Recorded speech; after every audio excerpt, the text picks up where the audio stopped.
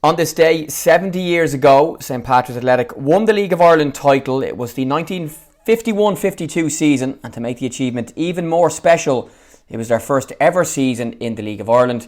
You can read the full almost 5,000 word piece on stpatsfc.com and also in two parts over the last two match programmes. That piece written by Dermot Looney of History St Pat's, and he joins me now on Talking Saints. Dermot, how are you? All good, Jamie. Yeah, delighted to be able to talk to you in person. We've been doing a lot of Zoom calls over the past 2 years or so, but it's good to be down here in 125 Emmett Road, historic place, home of the Saints. But this season it was only kind of the home of the Saints because Pats were playing in Milltown that year in Glenmalure Park. Yes, so the piece is brilliant and it's so well researched and in depth. The Irish Independent reported on the squad building with a week to go to the season opener under the headline St Patrick's are getting league team together. So you might start us off with the beginning and the first reports that St Pat's were going to join the League of Ireland and had to move from playing more local football into the big league. Yeah, that's it. So Pats had been formed in 1929, 1930, and they'd gone all the way up through the Intermediate League, the AUL leagues and the Leinster Senior Leagues. By the mid to late 1940s, they were really the dominant team in Leinster Senior League football. They won 4 Leinster Senior League titles in a row. That was Division 1 as they called it back in those days. They were regularly beating League of Ireland opposition in the Leinster Senior Cup, sometimes in the FAI Cup, and they kept applying to join the League of Ireland. It was very clear at this stage that they were the best non-league team in the country. Now in those days the League of Ireland only had maybe 10 teams, but eventually the league itself, which was run by the clubs and the FAI together, agreed that they would admit both St Pat's and a team called Evergreen from Cork for this season, 51-52. So Pats have been knocking on the door. I think Pats have been refused entry 3 times to the league. The league kept using the excuse of the ground here of Richmond Park, and the ground itself wasn't in brilliant condition. It hadn't really been done up, I suppose, since the 1920s in a major way. So what Pat said is they would rent a ground. They were looking at Dalymount Park, but eventually they rented Glenmalure Park, the home of Shamrock Rovers in Milltown, and they were going to rent it for that season, but their base was still here in Richmond Park. The B team and the third team played here in Richmond Park. The team would train here in Richmond Park, but they played in Glenmalure Park in Milltown for the season, which wasn't great for the people of Inchicore who followed the team because they had to go out on bicycles mainly and the little bits of public transport, and almost no one had a car in those days to get to the home games. And the home games were mainly actually played on Saturdays, which again wasn't great because a lot of people worked on Saturdays. The main home games would have been played on Sundays, but because Pats are ground sharing, Shamrock Rovers got first choice of the ground. So Pats did make their way up to the League of Ireland. They were eventually admitted alongside Evergreen, and it was a League of Ireland on the go for 30 years at that stage. So Shamrock Rovers, Bohemians, Shelbourne, Drumcondra, all these big giants of League of Ireland football who were around for a long time. They were there, they were in situ. Cork Athletic had won the league previously, the Cork team. And it looked like this non-league team coming up would even struggle to compete at this kind of level. And except they did completely the opposite. They went on to win the league that season, and it's a truly extraordinary achievement, Jamie. I don't think there's much evidence of this in any kind of history of Irish football or of European football where a team comes from non-league football and wins the league at the first attempt. And they did it not by having lots of money or a load of Galacticos. It was a mixture of kind of journeyman players, some players who played for Pats for a few years, and then some young talent that came up. So, we're celebrating that achievement 70 years on. I think it's a story that isn't that well known in the League of Ireland or in Irish football, but it's a story that's well known amongst Pats fans that first team came from almost nowhere to shock Irish football by winning the league. And one of the great stories Dermot writes in the piece is about St Pat's in one of the games having to wear a Shamrock Rovers kit for half a match. So you can find out that full story, or Dermot might tell us more in a moment in the piece. The media at the time reporting that the club would field 3 teams, as Dermot mentioned, 2 of the 3 playing out of Richmond Park, continue to wear the famous red and white colours, but the first game in the League of Ireland proper kicked off at 2:30 on Sunday, November 18, 1951 at Milltown against Drumcondra, but there had been a couple of the League of Ireland Cups and Shields and kind of pre-season games before the big one. Yeah, so in those days the league was very different to now. So we obviously play each other either 3 times, sometimes 4 times now, depending on the size of the league. In those days, there was a thing called the Dublin City Cup, which was a kind of a pre-season tournament.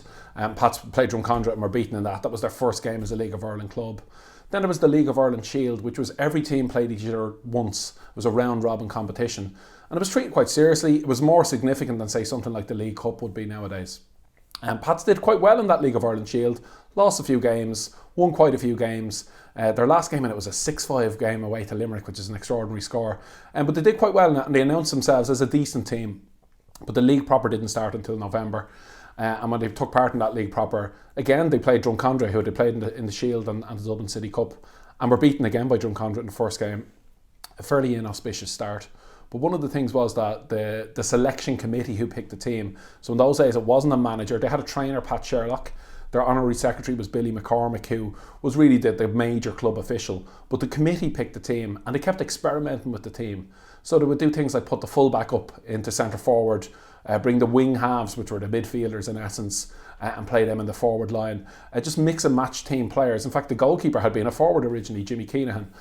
So they were mixing and matching players all season long. And eventually, by the time of the, say, third or fourth league game, around Christmas time, they had a solid team, they had a good format to that team, and they played lovely football. They were known for being quite pacey, rushing forward with the ball, and good passers of the ball. And what they did was, kind of from that, say, third league game on, they really started to turn on the style, scoring very well indeed. And of course, the man who scored 26 goals in that 22 league game season was Shay Gibbons, which is a truly remarkable achievement. I think he only played about 18 of the games as well, so he got 26, 4 hat-tricks I think he got, 35 league goals in total that season. That's an extraordinary achievement. He's our best ever centre forward. Those of us who saw one or two players more recently might be able to sing their praises, but Shay Gibbons goes down in history, most goals of any Pats footballer, and this was the season where he made his mark. Some great stuff in the piece as well about the crowds and the gate receipts, and also, you know, some of the stadiums and pitches and stuff. You might tell us a little bit about that and kind of what type of crowds we're going to watch. And as you mentioned, people have to travel from Inchicore across to watch the home games of the first team. Yeah, that's right. And the crowds were not brilliant for Pats, and some of the problem that they experienced this season was playing on a Saturday. They didn't always play on a Saturday. Sometimes they would play on Sunday if Shamrock Rovers were away. But if Shamrock Rovers had a home game that weekend, Pats would have to play on the Saturday. And it just wasn't a great day for games. People were in work primarily in this Inchicore area. They couldn't make it over for many matches over there. So the attendances weren't great. What the papers don't do is record the attendances, they record the gate receipts, and we're able to kind of extrapolate from that. So we're probably talking about, you know, hundreds and occasionally low numbers of thousands at most of the games. But occasionally Pats did play matches where there were higher attendances, and indeed in their Leinster Senior League days when they were travelling for cup matches, sometimes there might be 10,000 plus at a game. So that was a bit of a problem. The crowds weren't great. One of the other issues in Milltown was that just unluckily Pats had really bad weather at their home games. So the crowds were badly affected because other than the reserved stand, which was quite small, everyone else was exposed to the elements. So if you knew it was going to be lashing rain, you knew you'd be soaked in Milltown, you might not make the trip out from Inchicore on your bike. Now that led to that incident that you mentioned there, where Pats played a game in horrendous weather conditions. In fact, all the other games I think that weekend were called off. They came in at half time soaking wet, full of dirt, full of mud. Of course, pitches were never called off in those games, they were full of mud. So they changed into the only kit they could find, and because they were playing in Milltown, it was the Shamrock Rovers green and white hoops that they played in for the second half. So that was just one of those games, and you know the crowd certainly improved in Milltown as the season went on. But when they did eventually win it, they played an away game to win it, again the crowds would have been low. There were occasionally railway excursions organised, but that was quite rare even in those games. They were mainly for big cup games where you would get the big numbers of travelling fans going. Yeah, let's talk about how the team actually won the league and a real race with Shelbourne and Sligo, and then clinched it with 3 games in 5 days. I know the League of Ireland seasons are busy at the moment, but the players these days probably wouldn't be asked to play 3 games to win a league in 5 days. You know, that's it. What happened was Shells and Sligo in fact had led the league for most of the season. Pats were very close to them, there were games in hand. But Shells and Sligo just fell away at the end of the season. Shelbourne played their final game on a Saturday. Pats had played Sligo the night before, Friday, which was a very rare time for a game. It had been shifted because of a cup replay. So Pats beat Sligo out in Milltown. Shells played Bows on a Saturday, were expected to win, which would have left them 2 points ahead of Pats. Instead they lost. I think Pats only needed a point down at that stage to clinch the title. They had 2 games left. So Pats played down in Limerick on the Sunday, having played on the Friday, and they won that game 3-2 down in Markets Field, with Shay Gibbons scoring all 3, yet another hat-trick for him. What was brilliant about for Shay Gibbons was, you know, the next week he was playing for Ireland, so he had a heck of a final run to that season. He'd been playing AUL football 15 or 16 months before for Whitehall Rangers, got promoted to Pats, I suppose, got signed by Pats, got noticed by the league selectors and played for the league team, and then played for Ireland in Germany in front of 75,000 people a week after winning the league. So his advancement was extraordinary, but Pat's advancement was extraordinary, winning the league on their first attempts in that game down in Limerick. The game was played in front of a small crowd, we're told in the papers, particularly the Limerick papers at the time. There are no photos of that team lifting the trophy or the pennant, which they used to win in those days. A kind of a flag was awarded for winning the league as well. We do have photos of the team with the cup, but that's actually the next season's team, so there's some of the players are missing from it. But it was reported on in the papers as being a really remarkable achievement to do it. They call Pats the babes of the season, the newcomers.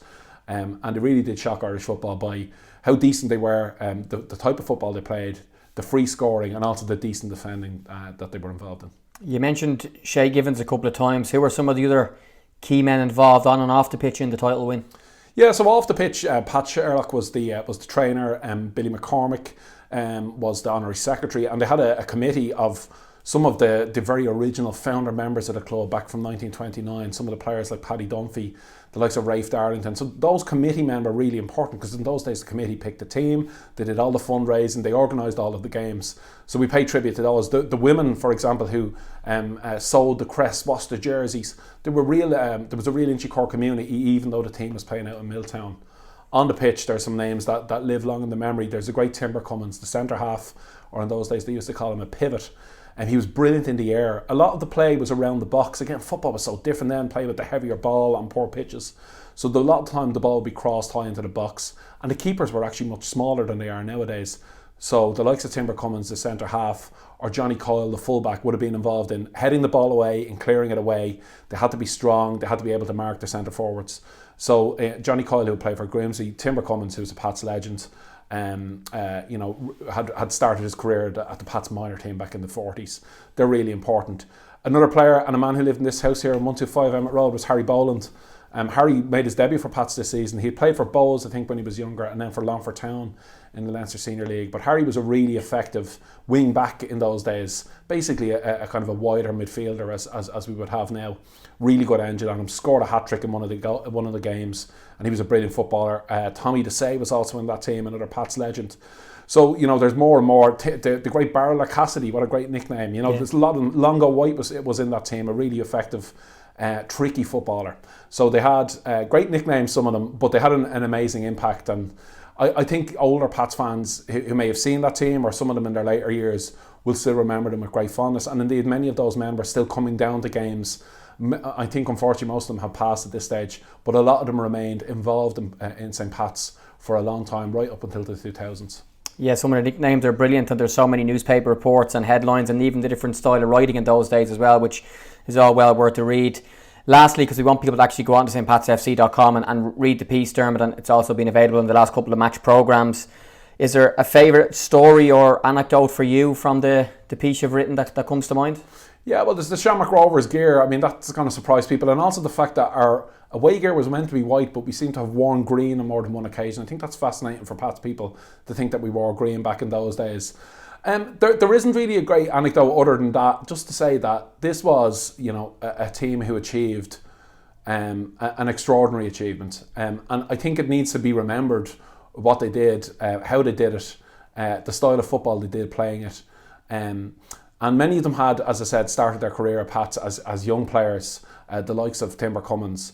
And for them to win the league, to go from playing in a minor team and win the league with a brand new club in the league, it's just an amazing achievement. It's a story that needs to be told.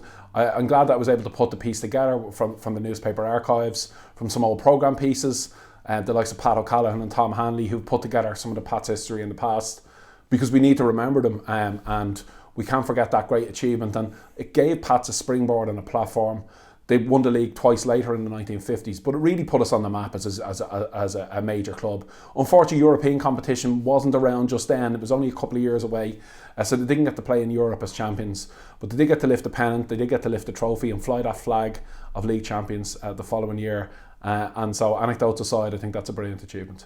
Great stuff, well, Dermot, thanks for jumping on. And Dermot sat here with no notes and remembered every name and every story and every date, and it's so good to read in the website, stpatsfc.com. And in this day and age, people like to read very quickly on social media, but take some time to read this piece. It's really, really well worth it. And it's also been in the last 3 editions of The Saint, and the last part of it is coming out this Friday in The Saint, which will be available at Richmond for €4 for the game against Derry. And you can follow Dermot on Twitter at History St. Pats. Thanks, Jamie.